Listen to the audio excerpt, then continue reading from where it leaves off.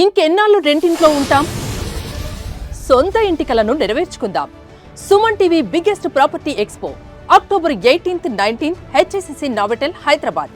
ఇప్పుడే free entry కోసం call చేయండి.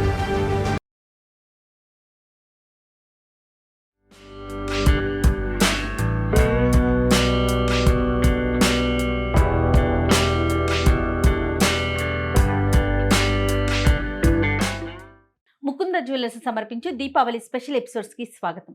దీపావళి శుభాకాంక్షలు రమ్మ గారు. దీపావళి శుభాకాంక్షలు జయ. దీపావళి అనగానే మనం అమ్మవారికి పెట్టే నైవేద్యాల్లో ముఖ్యంగా స్వీట్స్ ఎక్కువ చేసుకుంటాం కదండి. దాంతోపాటుగా శనగపిండితో చేసిన స్వీట్స్ని ప్రత్యేకంగా చేస్తారు. మరి ఈరోజు ఏం చేసి చూపిస్తున్నామండి? బేసన్ లడ్డు చేద్దాము. ఓకే. అయితే ఒట్టి బేసన్ లడ్డు మామూలుగా మనం శనగపిండితో ఏం చేస్తాం, బూందీ లడ్డు చేస్తాం. మన వైపు ఆచారం అంతా బూందీ. అవును, బూందీ కొడతాం.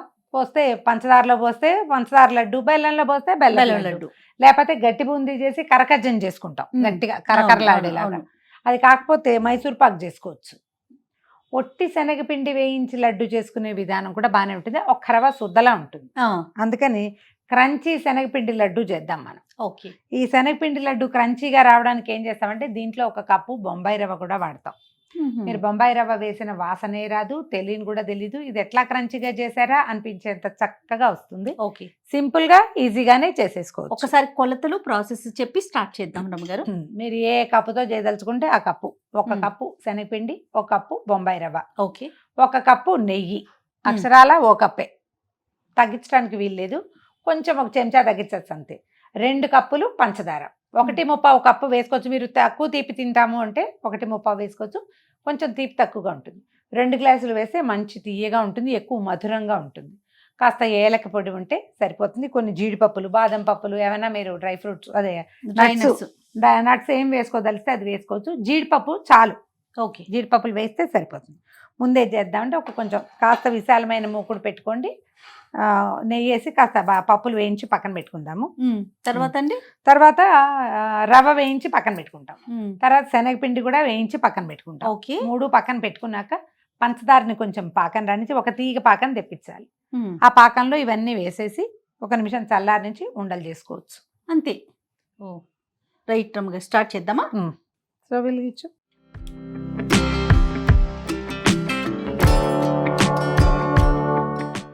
ఇవి నేను ముందు రోజు ఆ ముందు రోజు డబ్బాలోకి చేస్తా చేయ. జీడిపప్పులు వేద్దాము.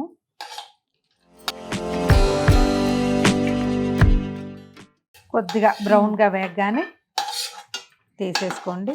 కాస్త కొస్త రద్దున్నా వచ్చిన ఇబ్బంది ఏం లేదు. రవ్వ వేయించేస్తాం కాబట్టి పర్వాలేదు. ఇంకొంచెం నెయ్యి వేసుకుందాము. మనం 1 కప్పు కొలత పెట్టుకున్నాం కదా, అదేలేండి. ఓకే. ఇప్పుడు ఏం చేద్దాం, బొంబాయి రవ్వ 1 కప్పు బొంబాయి రవ్వ.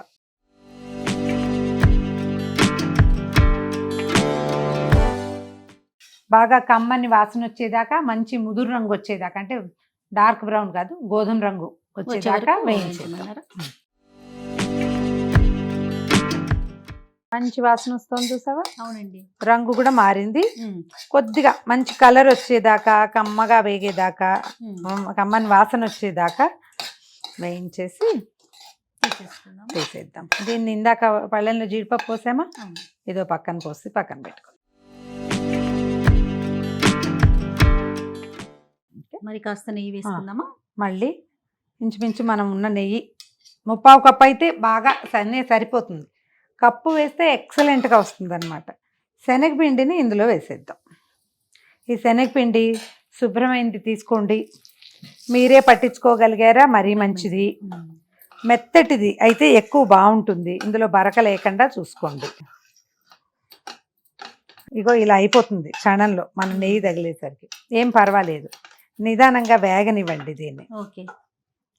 చూడు, ఇది మొత్తం చూడు ఎట్లా పల్చగా ఎట్లా వచ్చిందో. అవునవును, ఇది కరెక్ట్ పాళ్ళం అనమాట మనకి. ఇది ఎట్లా పొంగుతుందంటే మనం మైసూర్ పాక్ చేసినప్పుడు ఒక రకమైన పొంగు వస్తుంది కదా, అది రానివ్వాలి. ఇది చూడు మంచి బ్రౌన్ కలర్ కూడా వచ్చింది. లడ్డు అందంగా వస్తుంది. చాలు, ఇలాంటప్పుడు తీసేద్దాం. ఇదిగో. ఓకే. ఓకే అండి. నెయ్యి మొత్తం పీల్చేసింది. తర్వాత కొంచెం వదులుగా కూడా అయింది. మనం చిన్న క్వాంటిటీ పెట్టుకున్నాం కదా, మీరు తలా 1/2 kg వేసి కొంచెం లడ్డూలు చేయడానికి రెండో మనిషిని చూసుకుంటే చాలా హాయిగా వచ్చేస్తాయి. గోల్డెన్ లడ్డూలు చేసుకోవచ్చు ఒకేసారి. ఈ దీపావళి పండక్కి చేసినవి సంక్రాంతి దాకా ఉండాలా ఏమిటి? అంత సంక్రాంతి దాకా ఒక 3-4 రోజులు చక్కగా ఉంటాయి. ఇంకొక పాత్ర తీసుకుని పంచదార పాకం పెట్టుకుందాము. ఇందులోనే పెడితే ఇదంతా మాడుతుంది. కొంచెం వెడల్పాటి పాత్ర పెట్టుకుంటే లడ్డు మొత్తం పిండంతా ఇందులోకి వెళ్ళిపోతుంది. కాబట్టి మనం వండే పదార్థాన్ని బట్టి పాత్రల సైజు. ఇప్పుడు ఒక కప్పు శనగపిండి, 1 కప్పు రవ్వ వేసాము. 2 కప్పులకి కొంచెం తక్కువగా, అంతే తక్కువ. 1/2 కప్పు, 1:30 వేస్తే చాలదు. ఇదేంటి రమ్మగారు పంచదార క్రిస్టల్స్ లాగా ఉంది, గండ్ర ఇసుకలాగా ఉంది. 1/4 కప్పు నీళ్ళు పోయండి. చాలండి నీళ్ళు. కరిగితే వచ్చేస్తుంది. ఎందుకంటే పంచదార కరిగి అది నీరే అవుతుంది. మనం నీరు ఎక్కువ పోసిన కొందికి మనకి తీగ రావడానికి సమయం పట్టేస్తుంది. అందుకని 1/4 కప్పు పోస్తే చాలు. మీరు ఇది ఎలా ఏకకొలతే, మీరు ఏ గ్లాస్ పెట్టుకుంటే ఆ గ్లాసు, పెద్ద గ్లాసు రవ్వ, పెద్ద గ్లాసు శనగపిండి, 2 పెద్ద గ్లాసుల పంచదార వేస్తే ఆ పెద్ద గ్లాస్ తోటే 1/4 గ్లాసు నీళ్లు.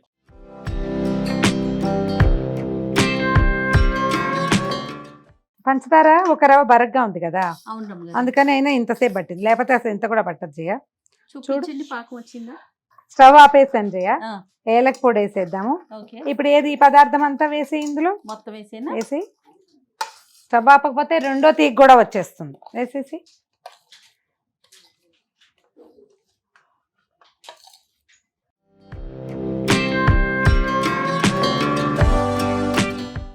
మనం చూడు ఇట్లా పలచగా కనిపిస్తుంది. అమ్మో ఇదేంటి, ఇది ఎట్లాగొస్తుంది అనుకుంటాం.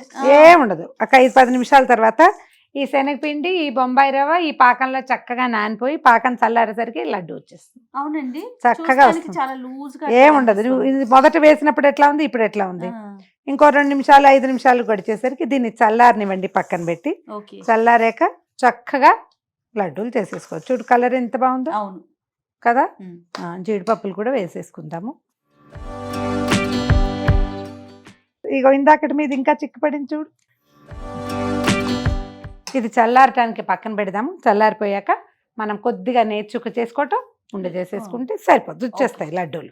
ఇందాక మనం ఏం చూసావు ఇక్కడ, ఇప్పుడు చూడు ఇది అయిందా. మరి బాగా చల్లారనేసి ఇది టంగుగా ఇది అతుక్కుపోతుంది. అవును, అతుక్కుపోతే ఏం కంగారు లేదు. 10 నిమిషాలు చేయి విడిచి వేరే పని చేసుకున్నా దీన్ని మళ్ళీ పొయ్యి మీద పెట్టి సిమ్లో పెట్టి ఒక మాట మళ్ళీ అంతా కదిపి, మీకు అనుమానంగా ఉంటే ఒకే ఒక డ్రాప్ నీళ్లు వేసి కదిపేస్తే మళ్ళీ మొత్తానికి ఇది కొంచెం ఇట్లా వచ్చేస్తుంది. చక్కగా వచ్చింది రమ్మగారు. చక్కగానే వస్తుంది. పంచదార పాకంలో ఉన్న సుఖం ఇదే. ఇప్పుడు చూడండి, కొంచెం చేయి పట్టే వేడి ఉండగా లడ్డు ఉండలు చేసేసుకొని పక్కన పెట్టేసుకోండి. చల్లారేసరికి చక్క గట్టిగా అవుతాయి. చేస్తావా? కొంచెం వేడిగానే ఉంది, పర్వాలేదు.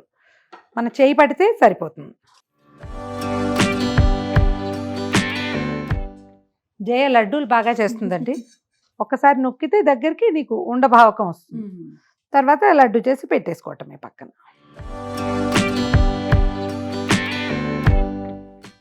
బాగుంటుంది.